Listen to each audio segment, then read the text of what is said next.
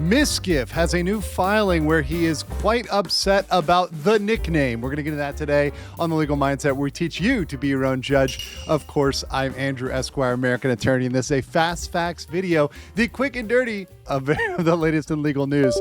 So let's get right into it with the Mizkif versus Emiru lawsuit and the nickname. So, of course, we have our plaintiff, Mizkif, over here, little Matt.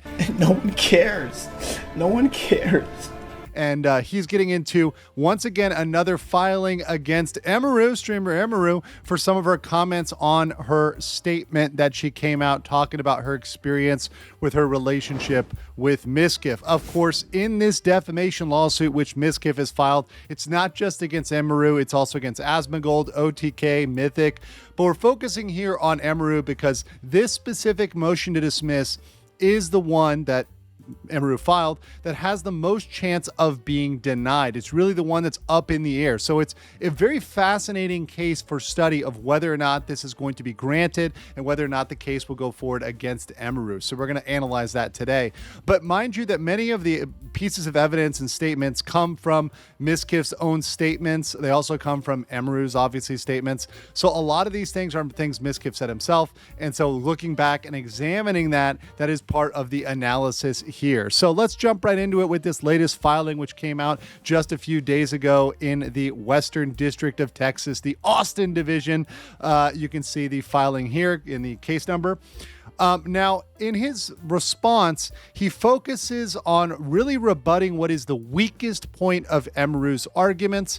Now, she made some arguments about not giving enough detail, not giving a definitive enough statement. Those things were perhaps good points. But one point which is the weakest was this argument over emotional truth, and that it was her opinion, right, and not a statement of fact when she was going through her notes and reading through her arguments that she was making on her stream about that relationship and talking about that relationship. So in this response, the lawyers for Mizkif wrote, "Emotional truth is not a recognized defense to defamation in Texas. And the one case where the phrase is used, it in fact illustrates why Emiru is not entitled to dismissal." So they're mentioning the Benson case, which is the case that is cited by Emiru's lawyers. Further, even accepting such a doctrine exists, it would not apply.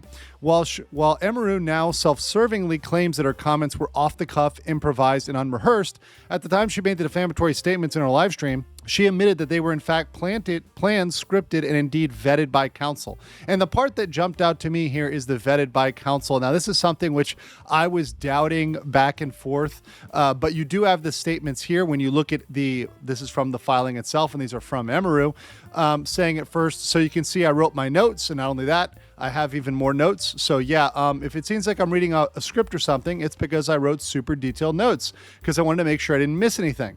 And then she goes on later and says, and not only that, I've been in contact with a lawyer, which is pointedly bolded by Mizkif's lawyers here. I had them review everything that I'm planning to say today because I wanted to make sure that if I was going to do this, I was going to do it right, because it's so serious. And that's the thing to me that's shocking, which I even doubted whether or not the lawyer read exactly everything or a paraphrased version or a version that maybe didn't have the exact language. Because once again, the comment that Emiru made that got her to this point where we're questioning whether this motion to dismiss will be granted is literally the mention of SA. And had that not been in there, had the lawyer said, hey, look, let's just frame this differently. Let's use a different framing. Let's say you're uncomfortable. Let's say you felt violated. Let's say some other phrasing. Let's not use that phrase, which is something that a lawyer would normally jump out and say. They didn't catch that if they indeed reviewed the notes. So that does work against that sort of argument of it being emotional and off the cuff. However, that does not remove the fact that it could still be opinion, right? Something could be opinion and be part of notes. Something could be opinion and be reviewed by counsel. That wouldn't flip it out. So it doesn't completely destroy the possible argument from Emiru. However, it makes it look a little bit worse and makes that bar a little bit higher for the judge to cross if they're looking to grant that motion to dismiss. Now, let's get into the nickname. So this part was very interesting, and it reminded me of the Afro Man case, which we just came through with Officer Lemon Pound Cake, and the nickname that people are often given after something comes out. Obviously, in the case of Afro Man, he made a parody video, Lemon Pound Cake, and people called him Lemon Pound Cake. And then afterwards, he was complaining, and as part of the suit, was saying that he was mad that fans were sending him Lemon Pound Cake. And as you might imagine, a content creator or person putting out their parody is not responsible indefinitely and unlimitedly for the actions of their fans, right? They're not responsible for everyone who decides to send a pound cake in. That's not something that they can control, or that's not something they're out there directing people to do. So in this, when Mizkif argues, it is the reality of the internet age, which Emiru well knows, that information does not wait 30 minutes to hear the context before it spreads. Emiru's claim that no reasonable viewer of the live stream would have understood her allegations to refer to literal essay are belied, which means undermined, by the thousands upon thousands of viewers who clearly did. Since Emiru's allegations, Mizkif has routinely been called a R word, we're going to use that on YouTube, both in real life and on the internet, where some content have gone so far as to call him Arkif. We're going to call him Arkif. That's the nickname that was given by commenters. Now, my point here is defamation. Looking at Emiru, did she ever use that term? No, she did not. She did not use that term. She didn't direct her followers to use that term. So we're looking back once again compared to Afro Man. You can't control what people are going to do or going to say. And obviously your detractors, people that don't like you, are going to come up with the worst formulations, which you do not have liability for. Those words didn't come out of Emiru's mouth or Asmongold's mouth, certainly not OTK or Mythic. So trying to project that on is a stretch. But let's continue on what he pushes here.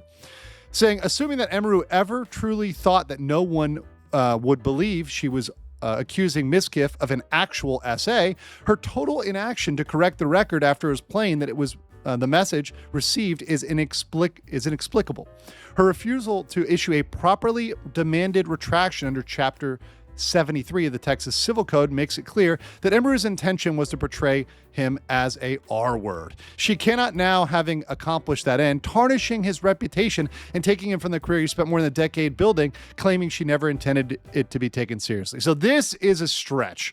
And this is one that I think is going to have a lot of difficulty arguing at any stage of the trial, whether that's at this stage or summary judgment or trial itself, is trying to say, hey, no, she had to issue a retraction for what fans said. I don't think that's appropriate at any point. Now, they could argue, and this chapter specifically says you have 90 days to issue a retraction after a potentially defamatory or libelous statement. So yeah, maybe she could have entered a retraction about essay and said, yeah, no, I said essay, I didn't mean essay, I meant something else, right? That is a plausible argument. But trying to say that the nickname is something that she needs to apologize for, that is too far, and that's something that I think is not going to work out at trial or somewhere else. So while he may have a point about his argument about emotional truth, I think the nickname is a thing that comes from the fans, that comes from people that you cannot necessarily control. It can also come out from detractors that aren't even fans of Emiru, that maybe just don't like Mizkif. So that's going to be a very difficult argument. Looking at the motion to dismiss, the standard is very, very, very much in favor of Mizkif. All the facts have to be taken in favor of Mizkif. So later stages, such as summary judgment and trial, can deal with factual disputes, but this really is only looking at the legal sufficiency of the plaintiff's claim. So in the judgment, assuming Emiru's lawyer did review her notes, I think they failed. I think they made a big mistake not to remove that important essay language and really prevent us from being here in the first place and getting to this stage of the trial. However, Mizkif seems to be raising enough points to arguably proceed past the motion to dismiss level. So arguably, the judge may be able to find that and may be able to actually push this on further in trial. However, I think Mizkif is very unlikely to prevail at later stages, trying to argue and complain about his internet nickname and say this is something that Asmongold or Emiru or anyone else should really know about. You can't control what your fans are going to say, and on the internet, people are going to come out with bad nicknames for you. They're going to come out with bad nicknames for you regardless of what people say about you based on situations. And that's just something that people on the internet have to accept. But I will say this, if Mizkif wants to try to sue any of those people that are calling him that, any commentators or other people, he actually would have a good case against people that are calling him the nickname. But what do you guys think about this case so far? I want to know in the comments below, and I'll catch you on the next one.